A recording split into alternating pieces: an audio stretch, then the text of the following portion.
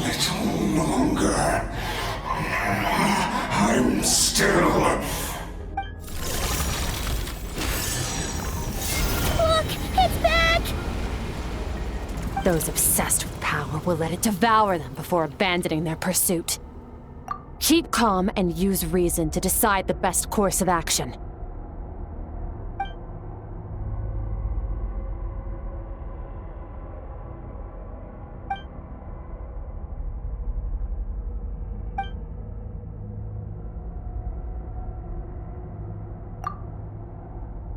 Wise decision. Final victory doesn't always come after a single battle. You've got your soul fragment back, so we both got what we came for. Let the enemy draw breath while he can. It won't be for long. Get us out of here, Traveler. You'll need to lead the way this time.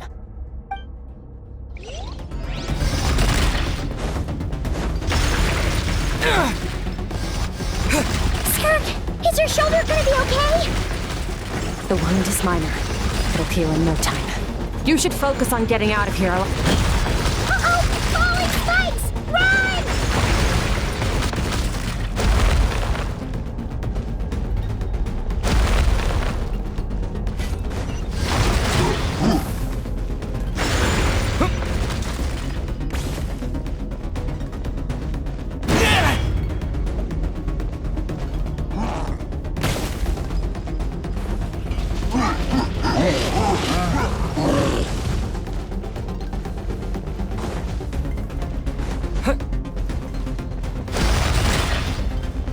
Watch out! Looks like this place is about to collapse!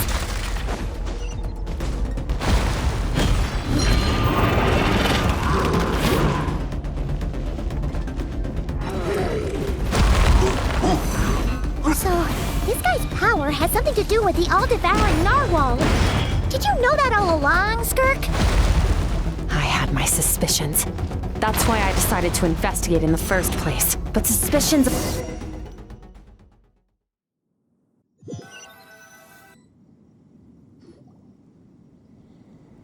Phew. Oh, we should be safe here, right? I no longer sense his presence. Can't have followed us out of that abyssal domain. Weaklings like him will find that my power is not so easily controlled. He won't be leaving that place until he's managed to digest it. You seem surprised. I suppose that's fair. You've seen but a fraction of what that whale is capable of. That gaping maw could swallow a planet whole. It's called the all-devouring narwhal for a reason. Devouring is what it does best.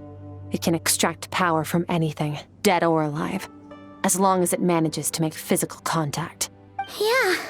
When we had our run-in with that thing, Neverlet mentioned that it has an instinct to devour. Your dragon friend recognized the nature of its abilities and used the power of Hydro to protect you. That worked because it was in a satiated state, so it was somewhat less aggressive than usual. It's a different story when it has no more power to feed off of. That's when its true voracious nature kicks in. It could devour everything on the planet in that state, which is why I cast it into that void space. But I hadn't counted on there being anyone left on this planet capable of wielding its power. To me, that says he must have encountered the whale a long time ago. Meaning, he must have known my master. Exactly. It told me everything I needed to know. Hence why I said we both got what we came for. And I believe that brings our transaction to an end. Now that you're whole again, you can get back to your own journey. I'll handle the rest of this situation myself. No way! We can't leave now! Something was stolen from you because of us! We have to help you get it back! This isn't my first taste of failure or losing power. When you fall, you get back up again and become stronger. That's how it is. But what if that monster finds you before you're all better? Plus, how are you gonna get home? It's not like you can just go swoosh and open a door to the abyss again. Not without your full strength. So, sticking with us for the time being doesn't sound so bad, does it? Fair enough. Then take this. What is it? A bag of Mora. Nothing in this world is free. I know that much. I'll leave the planning to you. Hurry up and decide where to go. We shouldn't linger. We should take Skirk somewhere she can rest. Where? Paimon? He'll know something about Master. I'm sure of it. Next time, I need to be ready. Found somewhere to rest. Well, lead the way then.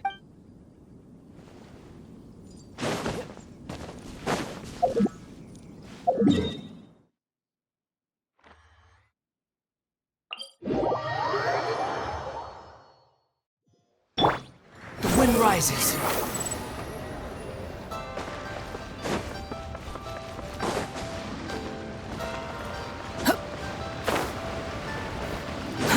Too slow.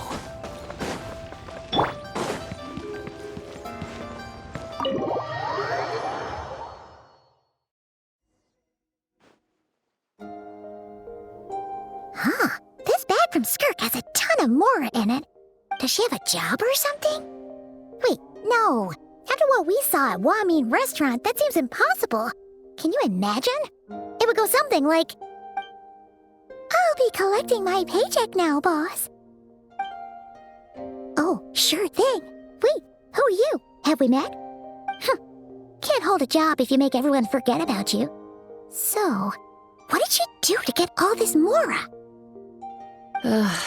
Claimed some buried treasure, took care of a few monsters that were causing trouble. Nothing untoward. It's safe to use. You heard all that? A sonorous voice like yours is hard to miss. I wouldn't be surprised if the sound of it traveled to the nearest mountaintop. Then, did you by chance happen to hear Paimon's little, joke earlier? You mean when you called me Frosty the Lavender Melon? No, sorry. Paimon totally misspoke just now. She didn't say that at all. It was, a Paimon lookalike. Yeah, she's a piece of work, that one. Always impersonating Paimon and giving people weird nicknames. Okay, fine. The truth is, Paimon didn't like you all that much at the start, but things are different now. You helped the Traveler in a big way, so what do you say? Friends? I noticed there was only one bed. Go ahead and get some rest. Wait, what about you? I don't get tired, and I don't need rest. I'm going to practice my sword work. That should help me regain some strength. But your shoulder... Hey, don't just leave! Whatever. Let her tire herself out. She'll come back eventually. Let's get some sleep, Traveler. That comfy bed is calling, Paimon.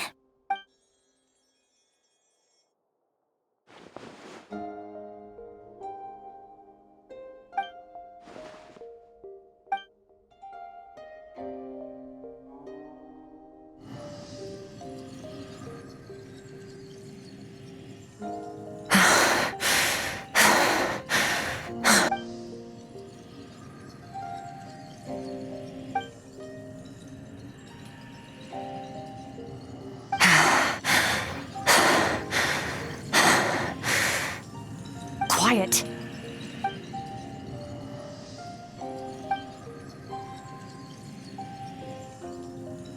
Do you even remember how many of us perished in that fire?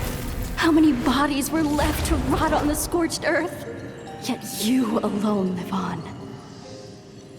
Keep your gaze fixed on your blade. You don't deserve to rest. Run, Skirk. Run! Only death awaits us here. Keep running, and don't ever look back.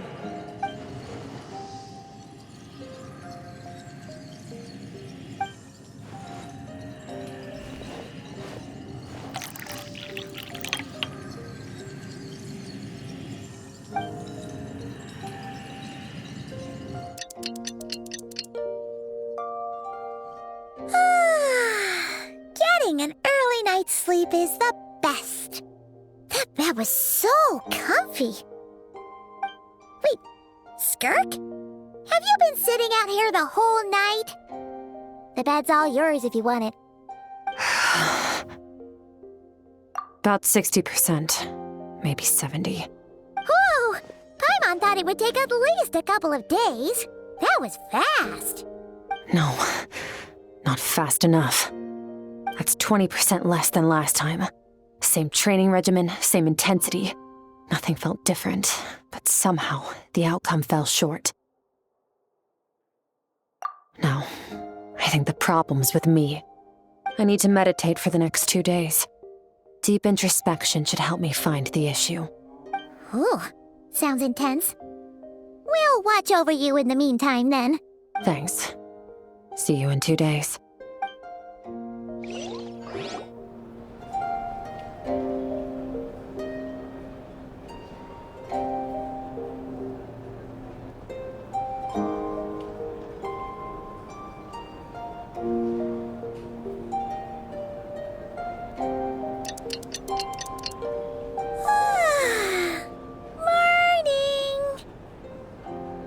Skirk is still meditating, huh? It's been 2 days already. Shouldn't she be awake by now?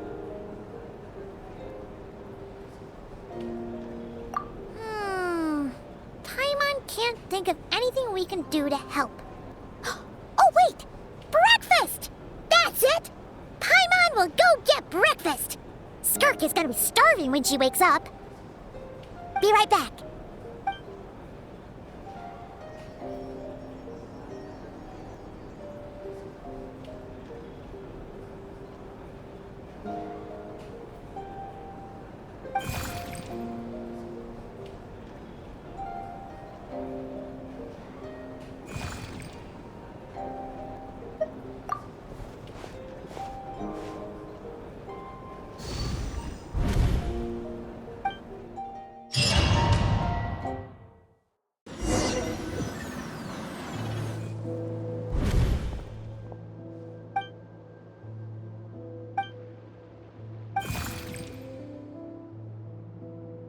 That's right. This is Skirk's inner world. Think of it as the threshold between the soul and dreams. This isn't your first time here, but what you remember is probably a space covered in darkness. I only managed to illuminate a small portion for you back then. Actually, it's my first time talking to someone like this. I only managed to break free and bring you here because the injury weakened her power. I guess that's why I can speak again, too. Call it fate, if you want. I think that's the word they use in this world for lucky coincidences like this, right? Now, before I take you to her, I gotta ask. You're the first outside visitor to ever come here, so what's your impression of this place? Oh, you noticed. This river represents Skirk's strength. Strength accumulates over time. It is the summation of a person's lived experience. So this river is where all the fragments of Skirk's life should converge into a single stream of memories and emotions, flowing forward as one. But as you can see, this river has been severed numerous times. It's because Skirk doesn't like who she was in the past. And all she sees reflected in the river is a disgraceful shadow of who she was. She cuts through water and rock with the sword of reason, severs her connection with the past, and begins anew. You must learn to shut out all the pointless emotion. Crush the self that makes you weak, and become master over your physical form. This isn't my first taste of failure or losing power. When you fall, you get back up again and become stronger. That's how it is.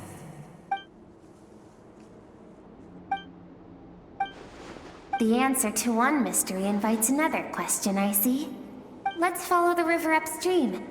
There among the cliffs, among the memories etched into her heart, lies the truth of it all. Soon, you'll understand everything.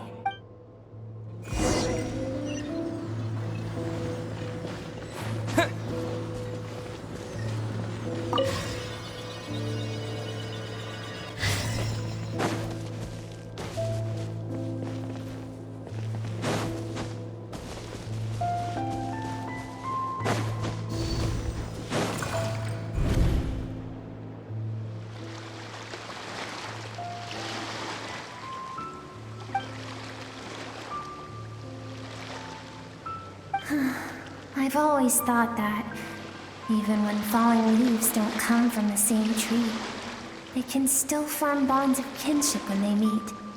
Like meteors, you both made a journey through the stars. Both travelers who have landed on a planet that is not your home. Yet, when she first noticed your presence, although she hesitated for a moment, she still chose to walk away, indifferent as ever.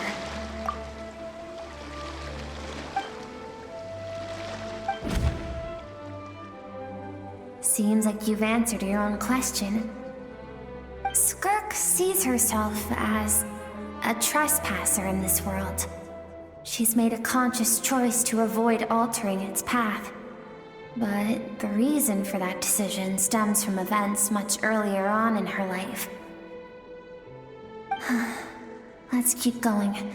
It's still a long way to the source of the river.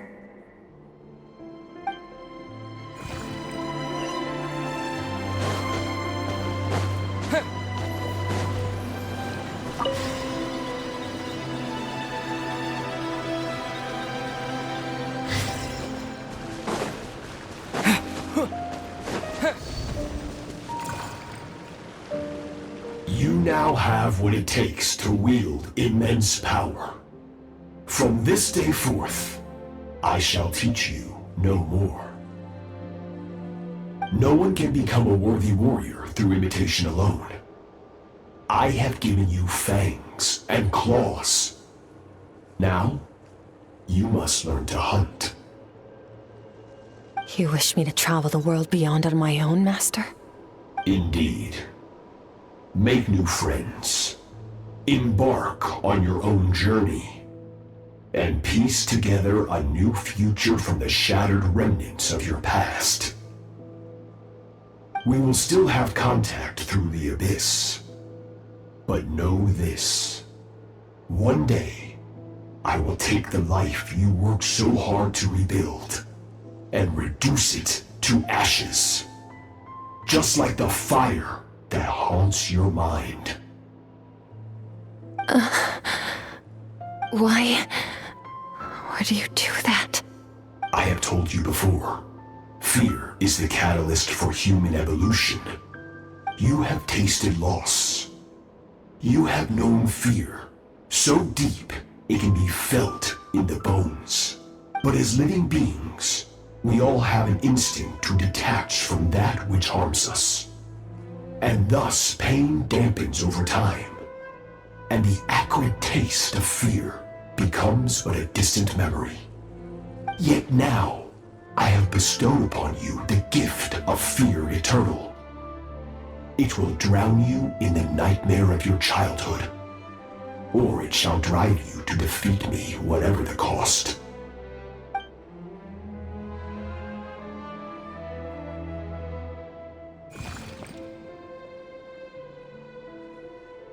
That is what Skirk's master, the foul Sertology, looked like at one point in time. Of course, as a higher being, physical form is a triviality to him. He could appear as a beast, a human, or even a monster that defies description.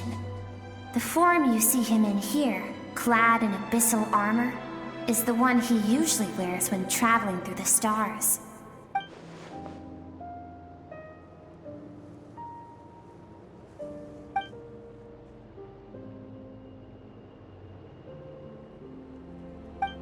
For certain reasons, I need to bridge the power gap between me and my master as quickly as possible.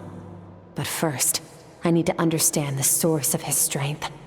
To do that, I need to follow in his footsteps, walk the path he once walked, and somewhere along the way, I'll find out how to defeat him. That is my sole focus and purpose. I'll let you in on a little secret. The real Sertology is terrifying. The scope of his power is impossible to understand until you experience it firsthand. It is absolute, the power to crush all things. Shall we keep going? Let's see. We're about halfway there.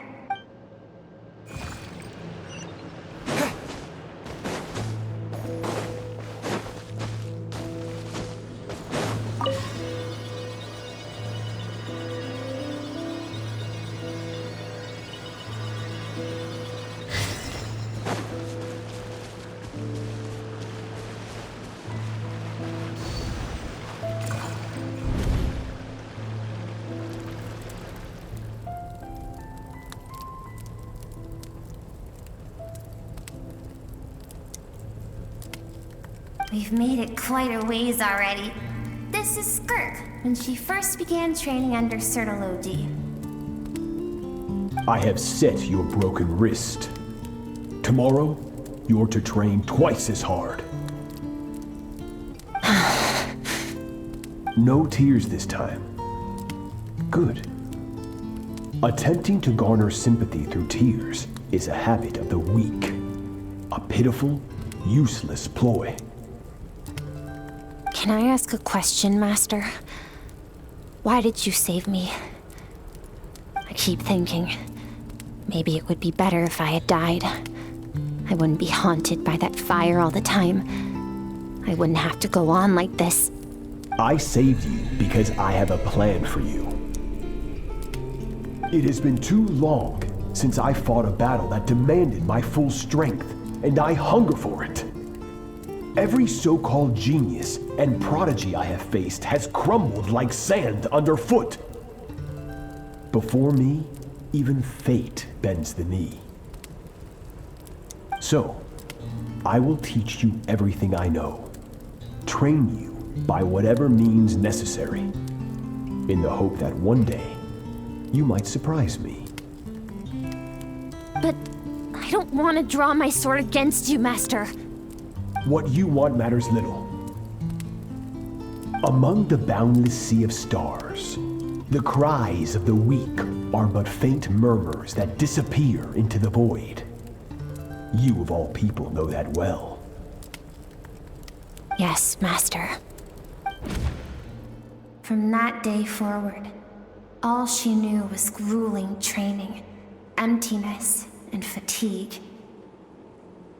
After some time, her talent bloomed, and she gained control over her emotions, like her master. How should I put it? It was not that human emotion disappeared from her heart, but that reason came to dictate all she was allowed to feel. I suppose it was at this point that she became the Skirk you know today.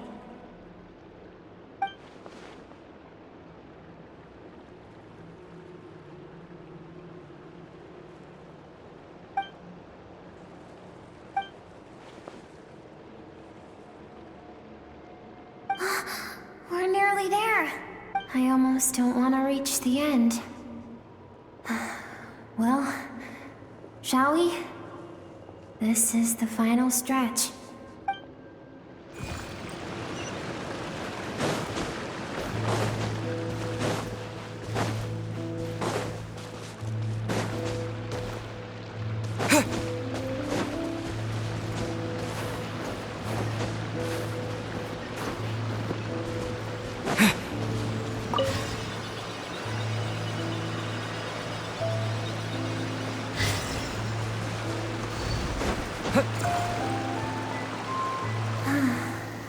These are Skirk's happiest memories. What a simple and carefree time it was. Wisps of clouds dotted the sky. The sun bathed everything in golden light. And when song filled the air, not even the shyest of flowers could resist swaying along. This is Skirk's homeland. She was so curious about everything as a child. Always skipping school to go exploring instead. There was so much to discover. The treasures at the bottom of the sea. The secrets beyond the stars. And that merchant ship packed with adults wearing those strange clothes. Yes, The ship. That was the beginning of the end. It was a spaceship. When it arrived, the people that disembarked wore smiles on their faces and spoke of friendship. They claimed to be merchants from a neighboring planet, looking to establish trade. Skirk's parents, her relatives, her neighbors, everyone welcomed the newcomers with open arms and allowed them to explore the planet. To them, the visitors were guests and should be treated with hospitality. No one had any idea of what was to come. Several months later, an army of unknown origin arrived without warning and carried out a ruthless campaign to destroy everything and everyone on the planet. Skirk had skipped school that day, like so many times before, so she was not caught in the immediate wave of destruction. But when she came home that day, only fire and ruin awaited her. Countless people cried out to her for help. People she knew and loved. Friends and relatives. The little girl who lived next door. The shop owner with the bad leg. The bad-tempered teacher she had made fun of just that morning. Their lives were discarded like worthless trash as the fire consumed one life after another. Skirk was helpless. All she could do was run. And so she did. She kept running until an unexpected figure crossed her path. If Sertology hadn't been there in that moment, the fire would have claimed her life too. And there she would have remained, left to rot in the scorched earth, with no answer as to why any of this was happening.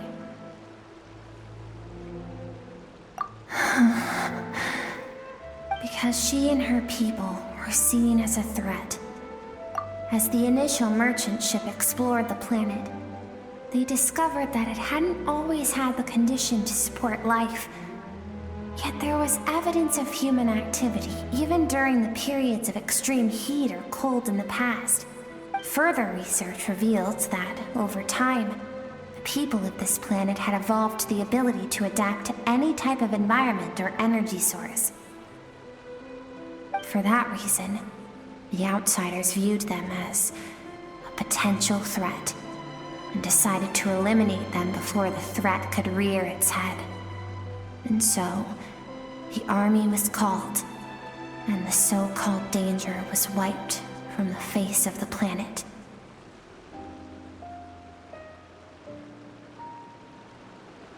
Senseless, isn't it? Deemed a threat because of a gift they didn't even know they had. Perhaps it was their own innocence and kindness that doomed them. But in the end, that was lost to the blaze as well. If those with power get to decide good and evil, then all you can trust in is the sword in your hand. And so, before death could claim her, she ran. She ran and never stopped. No one wants to relive their most painful moments. Well, that brings us to the end of the story. This is as far as we can go. Skirk is waiting over there. For both of us. Let's go to her. It's time to fulfill my purpose. And my greatest wish over all these years.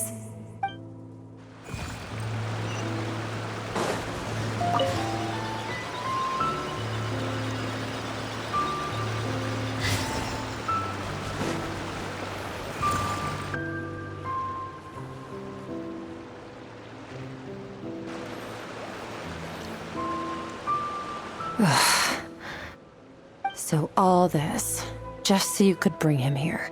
I have things to say to you. Well, to me.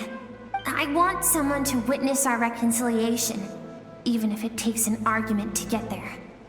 And He is the best choice in this moment. Her suppressed emotional self. The version of herself she keeps locked in the recesses of her mind, stifled by reason. All those rejected impulses, those discarded aspects of your past selves, they are a part of me now. I am who you used to be. Someone you have refused to face for too long. So, I came to face you instead. You're wrong. I've faced you all along. And that's exactly why I keep you locked here. Your existence makes me weak. Moments of joy and longing are when we are most vulnerable. Don't forget, it was a penchant for goodness over reason that doomed our homeland in the first place. The vastness of the universe renders everything insignificant. Our feelings most of all. Even so, learning from the mistakes of the past doesn't have to mean erasing everything. Strip yourself of your so-called weaknesses, emotions like kindness and empathy, and what makes you any different from the ruthless soldiers who slaughtered our people? The difference is that I'm doing what is right, what is necessary. I allow you to exist, but with limited freedom. That is the greatest kindness I can offer. I've shouldered everything you couldn't carry. I rose above the numbness and emptiness, and it was cold, unfeeling reason that brought me this far. It made me who I am. It made me strong. That is the problem. I want to shoulder those things together. On the grand scale of the entire universe, maybe our feelings are vanishingly small, but why should that mean they don't matter? Emotion gives warmth to the cold expanse of space. It gives meaning to the world around us. Think back to those nights of gazing at the stars, those afternoons of exploring the unknown. Think back and let them grant you peace. A brief respite from the pressure you put on yourself. That isn't what we need. It's exactly what we need. Aren't you curious about why recovering your strength has taken longer than normal this time? Finally, you get to the important part. That is the only answer I came here to find. Then look around. Look at your inner world. You cast aside your dreams and curiosity, and in doing so, you lost your original motivation. You severed all connection to who you used to be, so you can no longer draw strength from your past. Now, the only things driving you forward are fear and survivor's guilt. But these cannot take you far enough. And so, this river, the source of your strength, grows more polluted by the day. And you think that means I should seek help from a weak little thing like you?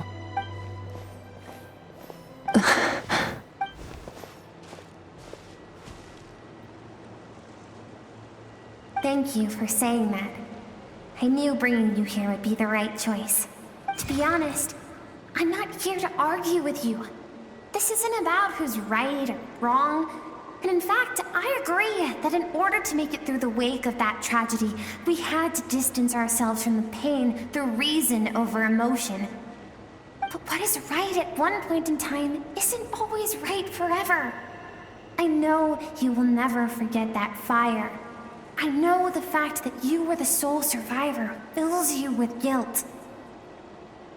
And I know that among the voices that haunt you, mine is there too. Because deep down, you know that you didn't turn out to be the person you wanted to be. All those unfulfilled hopes are like knives to the heart. And I don't want you to hurt anymore. So even if you can't accept me, I hope, at least, that you can let go. I keep thinking, maybe it would be better if I had died. I wouldn't be haunted by that fire all the time. I wouldn't have to go on like this.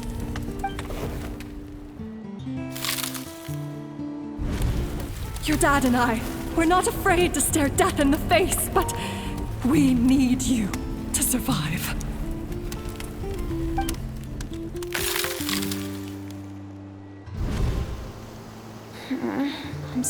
being a kid.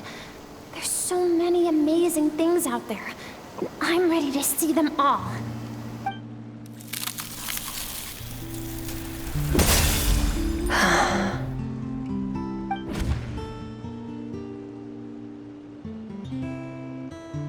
I remember. There was a song Mom and Dad always sang when we went out to fetch water. Dancing water. The sand along your path is begging for your song and movement. Will you carry this burden with you on your journey? I am not the dancing water, and you are not the burdensome sand. But if this is your wish, then I will carry you with me until the end. Thank you. I should be thanking you.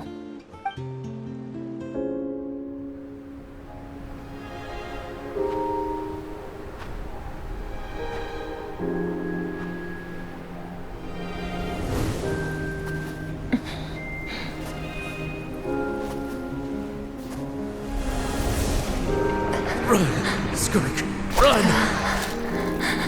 Remember, leave no one alive! Heed my words, Skirk. Let fear take root in your soul. Did you survive? Why was it only you? Skirk, did you become a positive light in this world?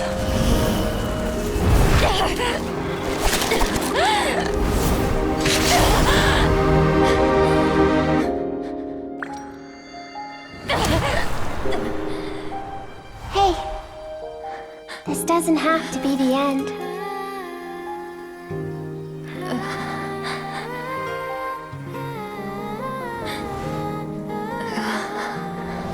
Life is a gift. Don't let darkness claim it.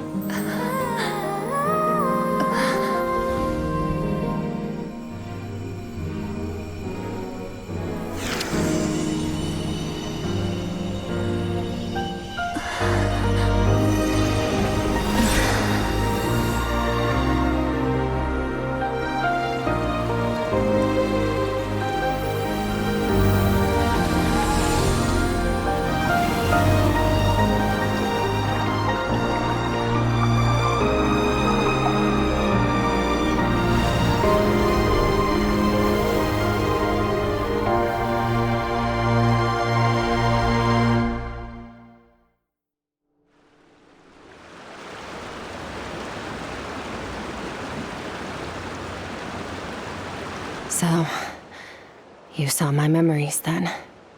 I once asked my master if survival of the strongest was the law of the universe. He said no. But in a world without order, those with no moral boundaries tend to be the ones who survive.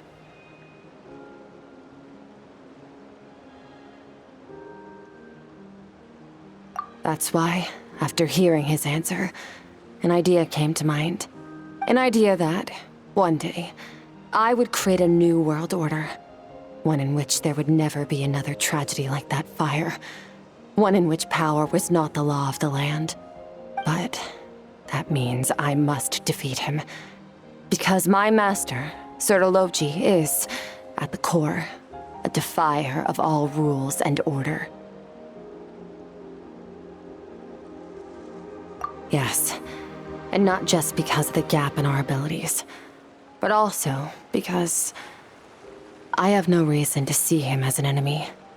Although his decision to train me was not made out of kindness, he did everything a master should. He saved my life, taught me the sword and the principles of strength, and for that, I respect him.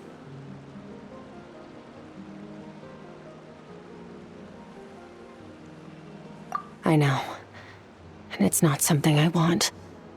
But Master never goes back on his word. I have to treat everything he says as a promise. He's no longer into that. But he sends me messages through the abyss every now and then. Most of them are simple greetings, or an answer to one of my questions. Every time I hear from him, my heart skips a beat. And I wonder if this is the moment where he'll finally appear before me and tear down everything I've built to pieces. Maybe that means I do live in eternal fear, just like he said. Yes, I respect him, but I'm also afraid of him. And for that reason, the pursuit of strength consumes every moment of my life. I don't know what Master has planned, but I have to be ready.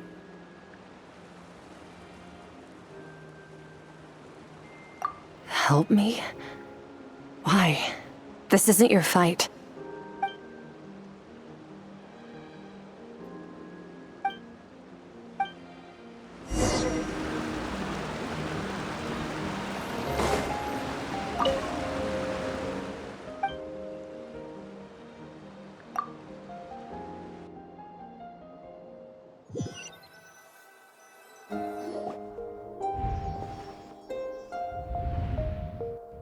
Oh, you're finally awake! Honestly, Paimon was gone for like 2 seconds and then she comes back and finds you both unconscious? Oh, you scared Paimon half to death! You're both okay, right? What does it look like?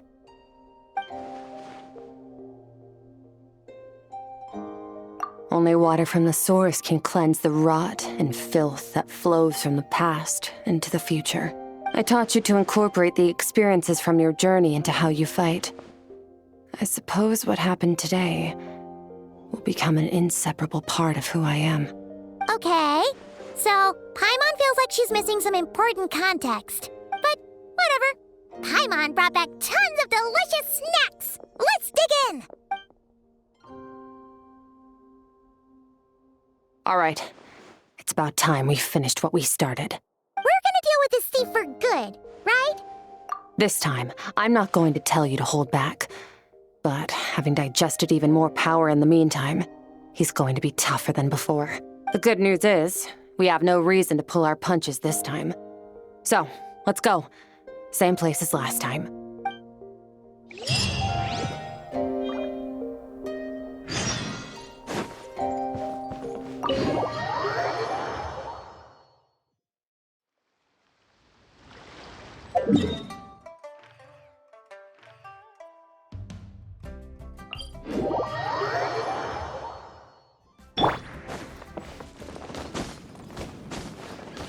Behold!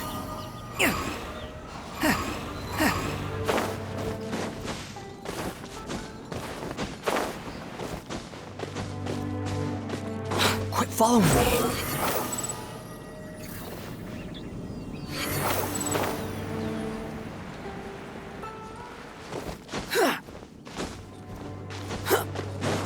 Squall and Fury!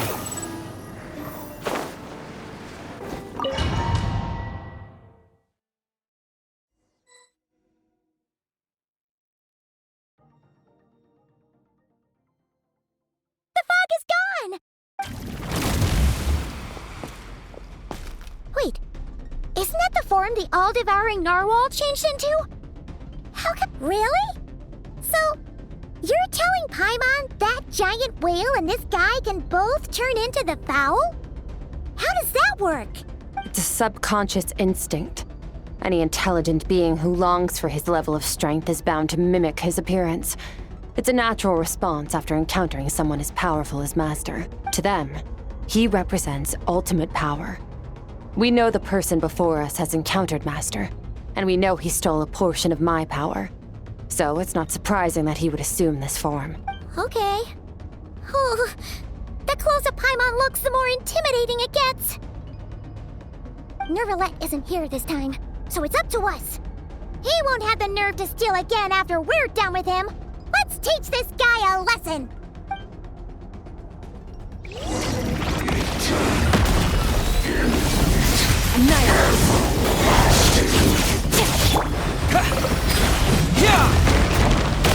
Water jet!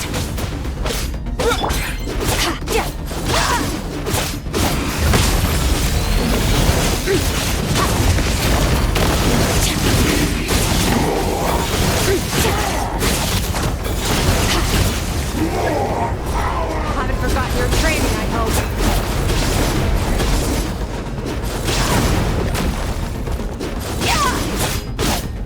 Extinguished! Go!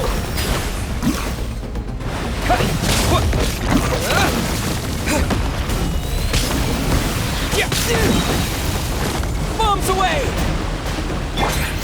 Annihilate. Mine to wield. Stop choking his crown!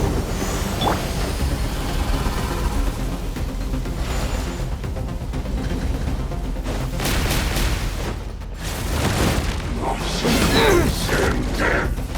Go! Once more! Once more! Go!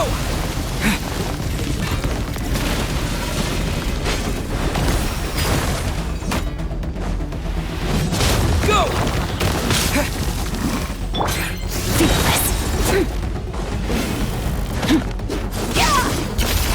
Paradigm shift. Extinguish.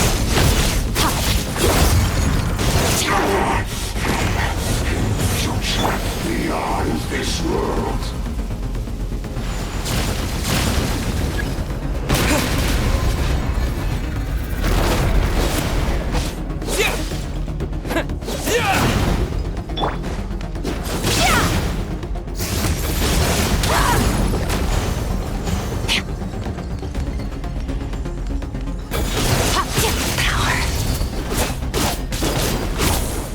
Water jet!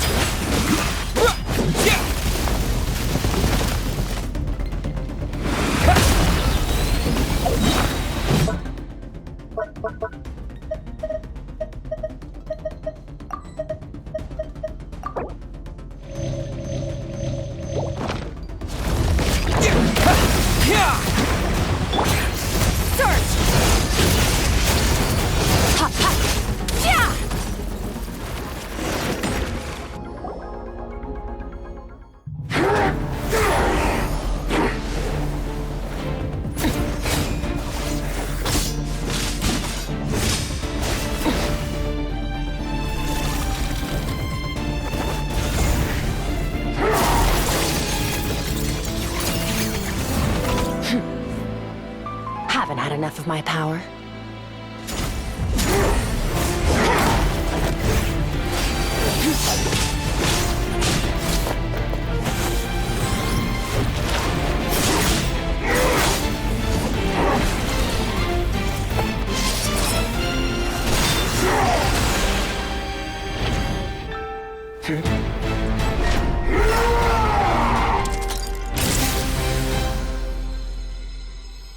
Well then, let's see how much more of this power you can handle.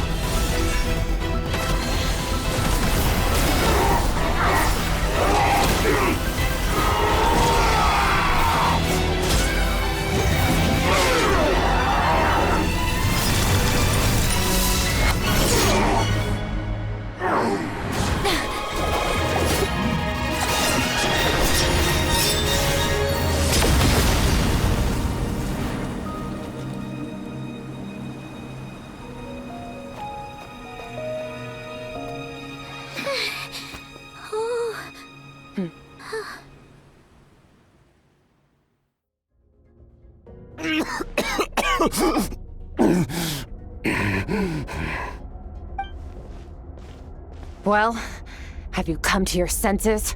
You saw that my body was at its limit.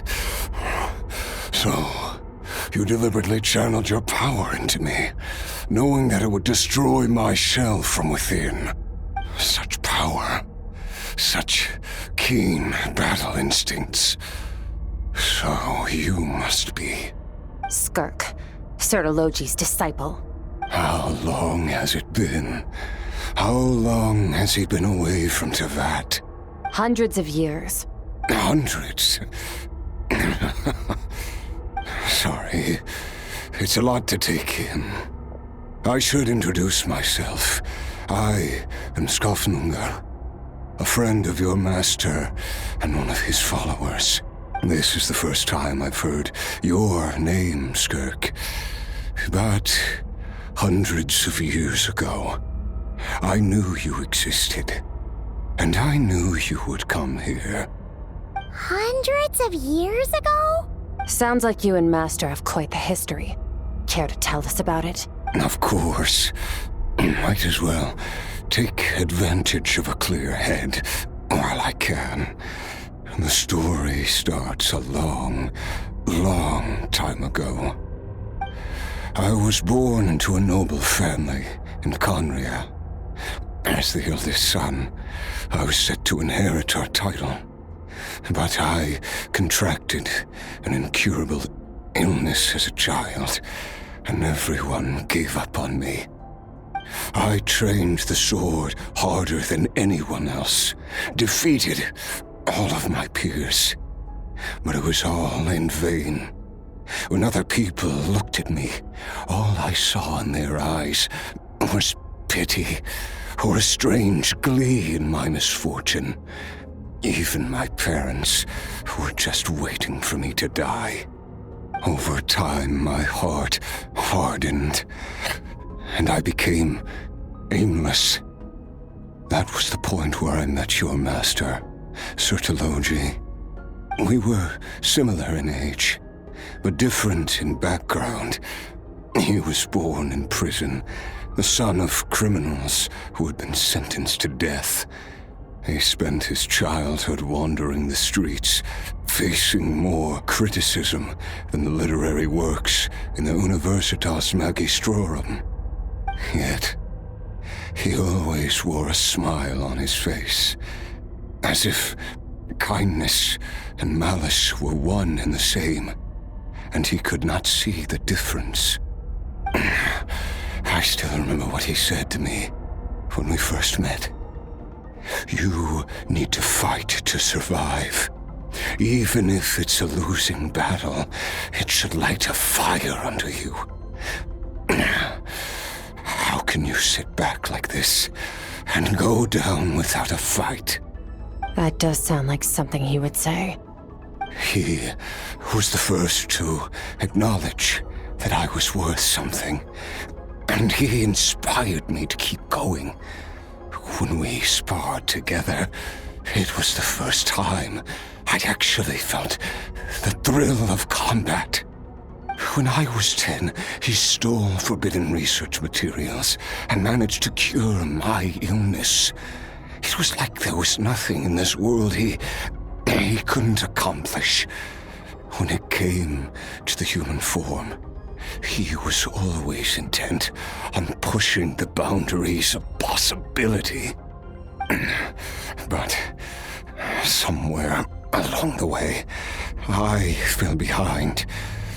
My talents were nothing compared to his, and at some point, I realized he had pulled so far ahead, I was too embarrassed to even ask him to spar. After his grand endeavor was successful, he sought me out and said to me, This planet no longer holds anything of interest to me, so I'm leaving. But first, I have an offer. I can use a power I have just refined to break the curse of immortality for you. Your death was once what we worked so hard to prevent. But the immortality you now face is a different kind of pain altogether. I'll pass. Immortality doesn't sound so bad to me. Since I can't die, it means I have an infinite amount of time to get stronger. Maybe I'll finally catch up to you one day, and we can spar like we used to. Are you sure? I cannot say when I will return. Your body, or rather, your soul, might not be able to withstand this curse. All I can do is try. After all, a wise man once told me, people need to fight for their own survival. Wise indeed. Nevertheless, if you grow weary of the pain of immortality, and wish to experience a good sparring match before you wither away, seek out my disciple. Disciple? Never thought I'd hear that word coming from you. Nor I. But Vedifenir said I was destined to find a disciple out there in the universe and bring her to Tibet. You know as well as I, Vedifenir's prophecies are never wrong. Well, now I'm curious about who this disciple of yours will be. All Vedifenir said was that one day, the stars shall bow in her honor. Sounds pretty impressive. Of course. Only the most outstanding people would have the right to become my disciple. Still self-assured as ever, I see. But you're not wrong. I'll be leaving then. Oh, and if you were serious about getting stronger, I left you a little gift in the primordial sea. As I've said before, walk whatever path you want. Freedom means even the wicked get to make their own choices. Waiting for me in the primordial sea was the all-devouring narwhal, already beaten into submission by Sertologi. In its weakened state, I was able to cut off part of its flesh and sew it into my own heart. Your heart? That sounds like torture! How did you even survive that? Because, of course, I bear the curse of immortality. So, you used the curse to turn yourself into a vessel for power. Even with that whale's ability, devouring power like that is not something the human body can withstand. With your body and soul constantly at the breaking point, it was the curse of immortality that sustained you. But that is not the path to strength. You have to pour your heart into it, work for it, dream of it. Instead, you stole something that didn't belong to you, and it backfired.